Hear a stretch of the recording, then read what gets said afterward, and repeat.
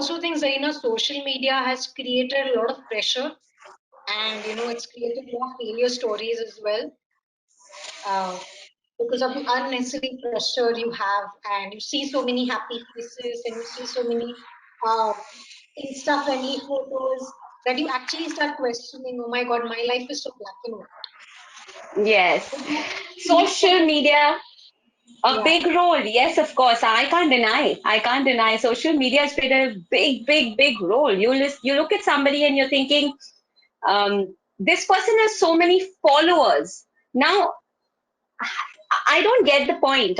I mean, I understand social media. To be honest with you, I am very technologically handicapped personally. So I can't handle my own social media so much.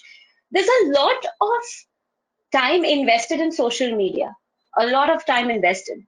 And the validation that you're expecting sometimes doesn't come to you. Now, the pros is that you can put your work out there, you can allow people to see you as you are, they know your life story, what you eat, when you sleep, what you wear, how you dress, how you walk, and all of that. A lot of people have started making it too prim and proper. It's unreal. It's unreal. You don't want to watch people who are living an unreal life, you know, wearing the best brands, the nicest clothes, and always on point. It's hard. And all the people sitting at home in pajamas are like, what is going on? Is this life really true? Is this person really living a life like that? And you start questioning yourself. See, that's exactly where comparison comes in. So whether you talk about comparison in person or you talk about comparison on social media, that's what people are doing. That creates a lot of insecurity. It makes you feel like a failure. So yes, social media has a very, very huge hand in all of this. But to be honest, that's where your metal shows how strong are you, how willpowered are you, Neha, because you can scroll, you can look at a lot of things, but it does not have to necessarily affect you. Everything you watch does not have to influence you. That's when you show willpower and strength in your own self, right? So I just feel it's not about social media as much. It's more about people have become very weak, you know.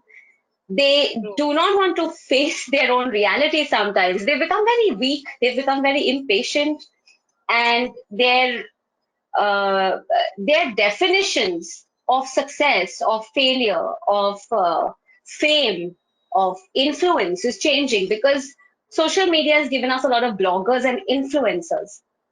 Now, what are influencers? I don't know. I mean, you look at, recently there was something that I found very interesting when I saw the YouTube and TikTok war. There was some kind of a war happening between these two areas. And I'm thinking to myself, this is not how you're going to tell the millennials that they are going to have role models. What kind of wars are these? The apps shut down and you shut down. What happens to you? How do Yeah. you stand out? So social media plays an important role, but what really matters is you can't get influenced by it all the time.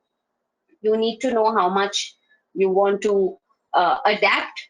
If you're learning something, very good, because if you go to see through this entire lockdown, if I look at the positives, a lot of people have started baking at home, painting at home, learning music at home because of social media. They've been able to, get some inspiration from somewhere and they've managed. So it's got its good. Depends on what you want to take, really. Right. And nobody is going to post their failures on social media. So that should be clear in our mind. That it's just going to be a I know. happy picture out there. Yeah. But I don't know what is the obsession with perfection. I've never understood that obsession myself. There's an obsession with perfection. There's an obsession with pleasing the society. There's an obsession with the way you look, the way you have a family. If you're married, you must have a kid. If you have one kid, you must have two because that's what completes the look of a family. If you're unmarried, there's a problem. If you have a different sexual orientation, there's a problem. There's a problem with everything that is not fitting in. But if you look at the number of people who are truly happy with fitting in, you will realize that it's not worth fitting in. It's better you don't because the numbers are very, very less and they're diminishing. They diminish by the minute. And because you've conformed so much, you can't get out of it suddenly. You just have to go with the flow, beat yourself up every day, live a life you don't want to. Even if you fail, you don't want to share. Even if you succeed, there's a limited amount of happiness in you because you're not living yourself. You're not living the life you want.